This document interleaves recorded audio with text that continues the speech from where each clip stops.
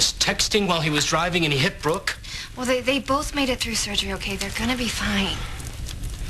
You could have been killed.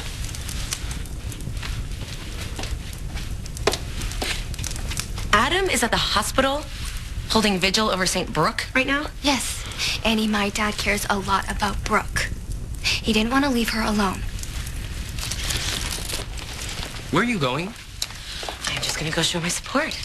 Annie, no one wants you at the hospital. Why don't you do something productive, like pluck your eyebrows?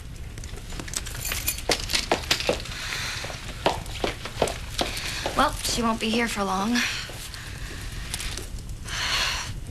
God, you should have seen Dad at the hospital. What were you thinking? How could you let Damon drive your car? Well, Tad was getting to him. Damon got all bent, so he grabbed my keys. And so you jumped in the car? Yes, it was my car. I had to be there. Well, that guy's a loser. You need to find someone else to hang out with. You know, you don't even know him. He just needs a chance. That's why I'm gonna tutor him. You? A tutor? Yes. Shut up. What is he, at PVU? No, he's getting his, GED. You're dating someone who hasn't even graduated high school. First of all, we're not dating. Secondly, Babe had to get her GED, so no throwing stones. No, I'm just saying. Never mind. It's a good thing there's a merit trust in place for you. You need some guidance on who to date. Thanks, Dad. You know, calling me Dad isn't going to change my mind. I mean, can't I be concerned? Okay, if you're gonna be all big brother protective over me, look, I know what I'm doing. Yeah. Just like Dad thought he had a handle on Annie. We all know how that worked out. Now we have a rabid dog on our hands. How are you feeling? Fuzzy and achy. Well, you're going to be up and about in just a few days. So in the meantime, you're my guest. I mean, I'm trapped here. Listen, there is metal hardware holding your arm together. Now, we don't want to risk any displacement of the bone. Yeah, don't worry. I'll sneak in a couple pizzas. The food's always been lousy. You know, it's the chief of staff. You might want to do something about it. I really screwed up. It wasn't your finest hour. Next time, please leave the cell phone in your pocket. You think I'm going to jail? Listen, I just want you to concentrate on getting better. That's an order.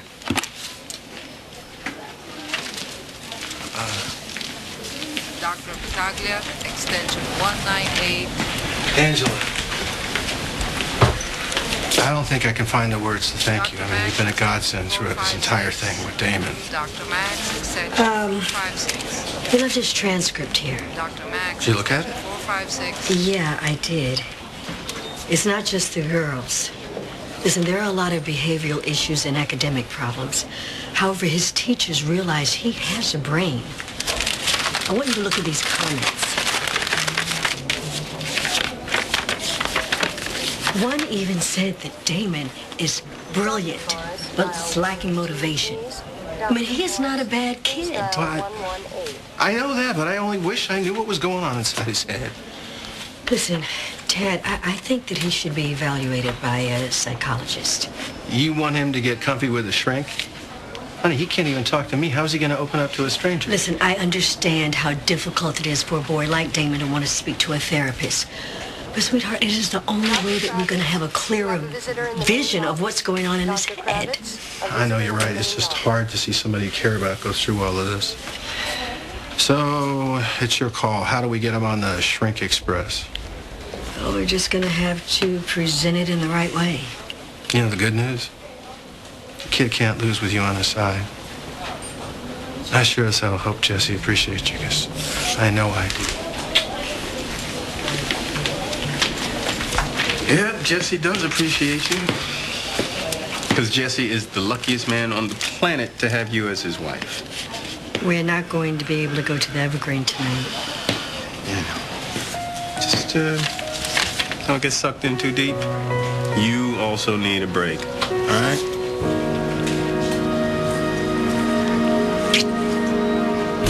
David's not taking that deal. I'll make sure he gets his day in court. I was under the impression Dr. Hayward wanted this case resolved as soon as possible. You were mistaken.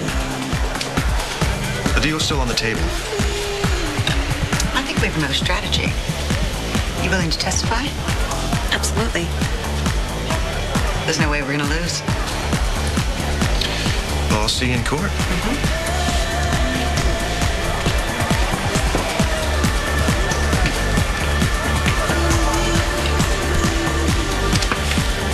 The jury needs to hear how David rescued and nurtured you back to health. I'll make sure they hear every single detail, right down to how David spoon-fed me breakfast in bed when I woke up. First, we got to convince him to go to court. And he's pretty adamant about you not even being in the courtroom, let alone taking the witness stand. That would stop me. David will see reason. He has no choice. Well, I don't know who's more stubborn, you or David. That's why we're so perfect together. Where am I? In a hospital. Do you remember the car crash? Oh, it would take more than a fender bender to keep somebody like you down. I want you to be quiet now. You're fresh out of surgery. I want you to start feeling better. You're going to be sore. Water. Yeah. There we go.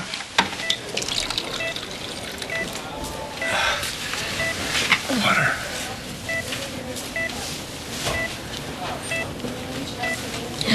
Thanks. Colby sent you this. She was worried about you. We were all worried about you. I don't know how. I never should have let you leave that park. Not me. The other car. Right, just be calm. Be quiet. Give yourself time to recuperate. I heard things. Weren't there. Well, I meant everything I said. And everything I didn't say. Adam, Penny. why didn't you tell me?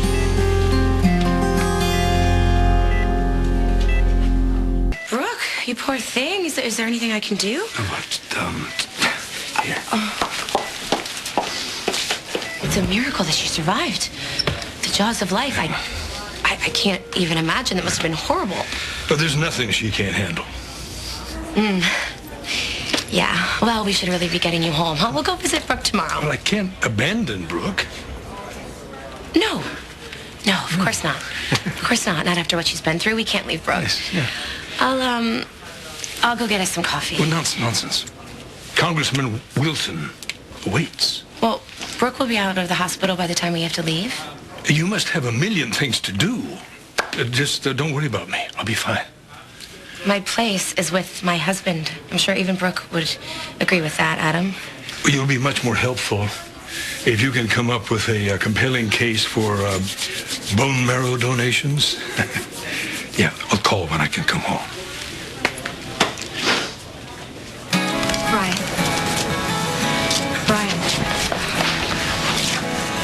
Okay, we have a problem. And you wasted a trip. I told you, Eric, I'm not getting involved. You are involved. You're still in love with Greenlee. And she doesn't want me in her life. Well, this is more than just Greenlee. This also affects Kendall. Brian, you can't possibly turn your back on my daughter, not now when she needs you most. She's the mother of your child. What are you talking about? Greenlee has been digging around about the night of her accident. How did that happen? She's bound and determined to testify at David's trial. And when she started asking questions, I don't know, everyone's tried to discourage her from reliving that horrible night. And now she's realized there's more to that horrible night than she's been told, and she won't stop until she figures out that Kendall was driving the car that ran her off the road. We have to stop her. No. Greenlee deserves to hear the truth. This is a career maker. If you win,